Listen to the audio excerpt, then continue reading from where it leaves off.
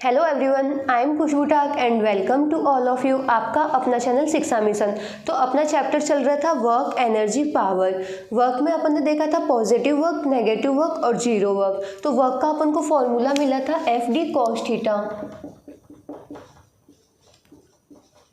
जहाँ एफ होता है फोर्स, डी होता है डिस्प्लेसमेंट और थीटा होता है फोर्स और डिस्प्लेसमेंट के बीच में कितना एंगल बन रहा है, अपन उसका लेते हैं कोसाइन।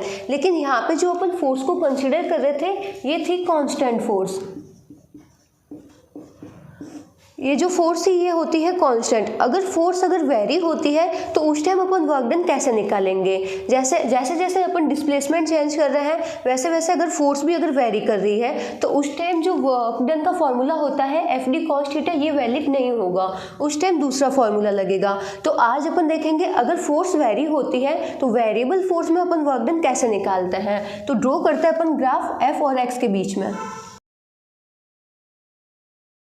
तो यहाँ पे अपन ने फोर्स और डिस्प्लेसमेंट के बीच में ग्राफ बनाया है। तो अपन देख रहे हैं जैसे जैसे डिस्प्लेसमेंट बढ़ रहा है वैसे वैसे फोर्स की वैल्यू भी बढ़ रही है। यहाँ पे एक्स की वैल्यू कम है तो यहाँ पे कम फोर्स लग रहा है। अब जैसे जैसे अपन आगे आ रहे हैं वैसे वैसे एक्स की वैल्यू बढ़ रही है तो फोर्स की वैल्यू भी बढ़ रही है। तो इस टाइम अपन वर्क डन कैसे निकालेंगे? इस टाइम जो ये फॉर्मूला है W=F/d cos थीटा ये वैलिड नहीं होता है। तो इस टाइम अपन देखते हैं, अपन यहाँ पे करेंगे छोटी छोटी सी स्ट्रिप कट करेंगे। तो यहाँ पे देखते हैं अपन,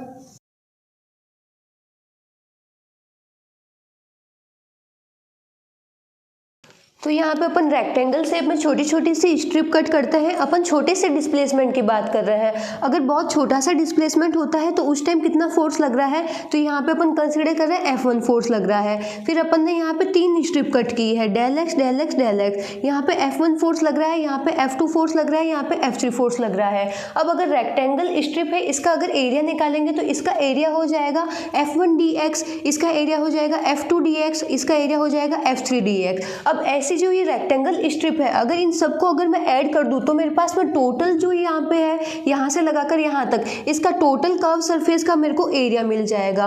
तो इस छोटे छोटे स्ट्रिप को पहले अपन कट करेंगे और फिर इन छोटी छोटी स्ट्रिप को सबको अगर अपन जोड़ देंगे तो अपने पास में ये टोटल कर्व सरफेस है उसका अपन को एरिया मिल जाएगा। तो अपन देखते हैं रेक्टेंगल स्ट्रिप का एरिया मिलता है अपन को एफ डी एक्स। अब अपन कर देंगे इसको इंटीग्रेट तो टोटल कर्व सरफेस का एरिया मिल जाएगा।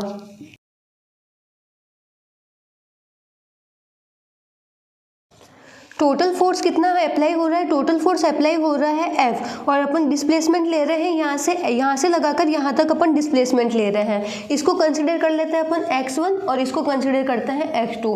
तो यहाँ पे अपन देख रहे हैं अगर छोटी सी स्ट्रिप को का अपन एरिया निकालते हैं तो अपन को मिलता है F dx। अपन को निकालना है टोटल पूरा का निकालना है तो अपन यहाँ पे जो छोटी छोटी स्ट्रिप है उसको जोड़ देंगे और इनको जोड़ने का मेथड है इंटीग्रेट। अपन इन स्ट्रिप का कर लेंगे इंटीग्रेशन। तो इंटीग्रेशन अपन करेंगे f dx का।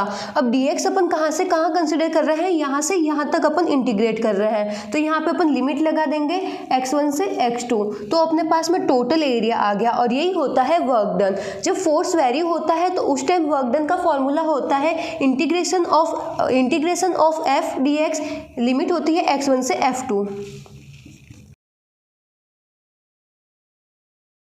तो अगर फोर्स वेरी होता है तो या तो वर्क डन अपन ऐसे निकाल सकते हैं integration of the F D x, या फिर अपन निकाल सकते हैं area under f x curve. F x curve के अंदर कितना एरिया कवर होता है वही होता है अपना टोटल वर्क डन। तो यहाँ पे अपन ने क्या किया, अपन के पास में वेरिएबल फोर्स थी। जो फोर्स थी वो डिस्प्लेसमेंट के रेस्पेक्ट में चेंज हो रही थी। यहाँ पे कम डिस्प्लेसमेंट है तो कम फोर्स लग रही है, जैसे जैसे डिस्प्लेसमेंट बढ़ रहा है वैसे वैसे फोर्स की वैल्यू बढ़ रही है। तो अपन ने यहाँ पे स्ट्रिप कट की। छोटे से डिस्प्लेसमेंट की अपन ने यहाँ पे बात कर रहे हैं तो छोटे से डिस्प्लेसमेंट की अपन ने बात की dx के लिए अपन ने फोर्स लिया तो यहाँ पे फोर्स लग रहा है F1। फिर अपन ने छोटी छोटी स्ट्रिप का एरिया निकाला तो इसका एरिया अपन को मिला F dx। अब अपन को टोटल एरिया निकालना है, टोटल फोर्स लग रही है F, तो अपन कर देंगे यहाँ पे इंटीग्रेशन। तो अपन को इंटीग्रेशन मिलता है F dx। अब अपन लिमिट कहाँ से कहाँ तक ले रहे हैं? अपन यहाँ से लगाकर यहाँ तक इंटीग्रेशन कर रहे हैं तो अपन को लिमिट मिली x1 से x2। जब अपन इसका टोटल एरिया निकाल देंगे तो वो अपन को मिल जाएगा वर्क डन। तो वर्क डन के अपन को दो फॉर्मूले मिलते हैं, work done is equal to integration of the F dx और work done is equal to area under f x curve. तो जिसको नोट डाउन करना है नोट डाउन कर लो। इस पे बेस्ड न्यूमेरिकल क्वेश्चन देखते हैं। वेरिएबल फोर्स का न्यूमेरिकल क्वेश्चन देखते हैं। Find the work done. तो यहाँ पे अपन को वर्क डन निकालना है। फोर्स और डिस्प्लेसमेंट के बीच में अपन को यहाँ पे ग्राफ ड्रॉ करके दे रखा है। तो वर्क डन का अपन ने दो फॉर्मूला देखा था। वर्क डन होता है integration of the F D x या फिर होता है area under f x curve. तो यहाँ पे अपन आराम से एफ और एक्स कर्व के बीच का एरिया निकाल सकते हैं। ये हो गया रेक्टेंगल और ये हो गया ट्रायंगल। तो रेक्टेंगल का एरिया प्लस ट्रायंगल का एरिया, ये अपन को मिल जाएगा टोटल कर्व सरफेस का एरिया। तो यहाँ से अपन वर्क डन निकाल सकते हैं।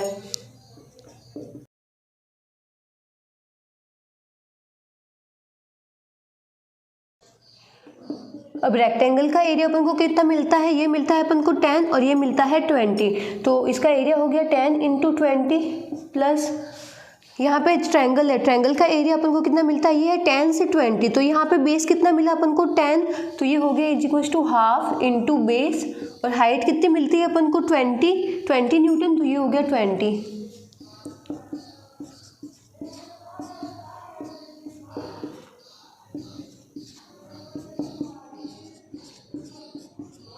तो यहाँ पे वर्क डन अपन को मिला 300 जूल। अपन ने क्या किया, फोर्स और डिस्प्लेसमेंट दोनों के बीच में जो कर्व सरफेस है, यहाँ पे जो कर्व सरफेस का अपन ने एरिया निकाल दिया। तो अपन को यहाँ पे टोटल वर्क डन मिल गया 300 जूल। जिसको नोट डाउन करना है नोट डाउन कर लो। नेक्स्ट क्वेश्चन देखते हैं। तो नेक्स्ट क्वेश्चन है if f = 4x then find work done from x1 1 metre to x2 2 metre. अब यहाँ पे अपन को फोर्स दे रखा है 4x। तो अपन देख रहे हैं जो फोर्स है वो डिस्प्लेसमेंट के रेस्पेक्ट में चेंज हो रहा है। जैसे जैसे डिस्प्लेसमेंट चेंज होगा वैसे वैसे फोर्स की वैल्यू भी चेंज हो गई। तो ये होगा, ये है अपना वेरिएबल फोर्स। और वेरिएबल फोर्स का फॉर्मूला होता है work done = integration of the F D x, जहाँ पे अपन लिमिट लेते हैं x1 से x2। तो यहाँ पे अपन करेंगे इंटीग्रेशन। f की वैल्यू अपन को कितनी गिवन है, 4x। x1 की वैल्यू अपन को कितनी गिवन है, 1। और x2 की वैल्यू अपन को गिवन है 2।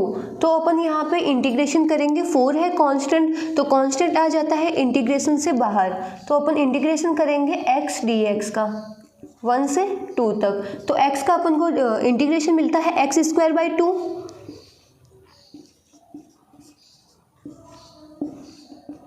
लिमिट है यहाँ पे 1 से 2 तक। तो यहाँ पे जो 2 है, 2 को अपन बाहर निकाल देते हैं। तो ये अपन को मिल गया 2x² की लिमिट अपन को लगानी है 1 से 2 तक।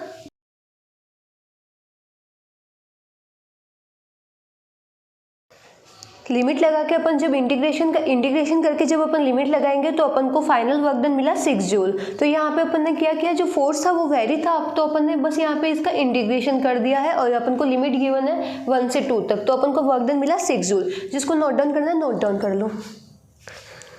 नेक्स्ट क्वेश्चन देखते हैं। तो नेक्स्ट क्वेश्चन है if f = 2x + 5 find work done from x = 2 metre to x = 4 metre. तो यहाँ पे अपन को वेरिएबल फोर्स दे रखा है जो डिस्प्लेसमेंट के रेस्पेक्ट में चेंज हो रहा है। अब अपन को निकालना है यहाँ पे वर्क डन। तो वर्क डन का फॉर्मूला होता है integration of the F D x x1 से x2।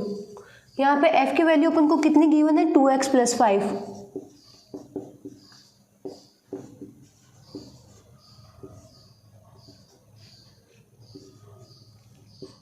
तो यहाँ पे अपन 2x + 5 का इंटीग्रेशन कर देंगे और लिमिट है यहाँ पे अपन के 2 से 4 तक। तो यहाँ पे करते हैं अपन integration 2x dx + 5 dx।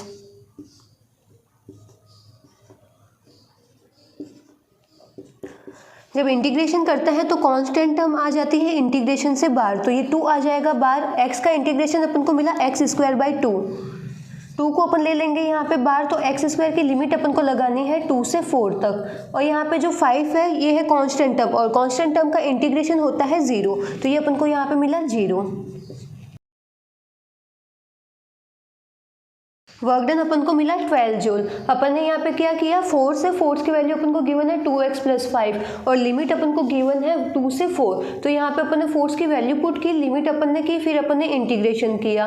Integration में कांस्टेंट टर्म होती है वो बाहर आ जाती है। x का अपन को इंटीग्रेशन मिला x²/2, 2 से 2 कैंसिल हो गया। फिर अपन ने यहाँ पे लिमिट ली 2 से 4 तक। फिर अपन ने 5 का किया, तो 5 है कांस्टेंट और कांस्टेंट टर्म का इंटीग्रेशन अपन को मिलता है 0। तो फाइनल वर्क डन अपन को मिला 12 जूल। तो जिसको क्वेश्चन नोट डाउन करना नोट डाउन कर लो और बाकी के क्वेश्चन अपन करेंगे नेक्स्ट लेक्चर में। Thank you.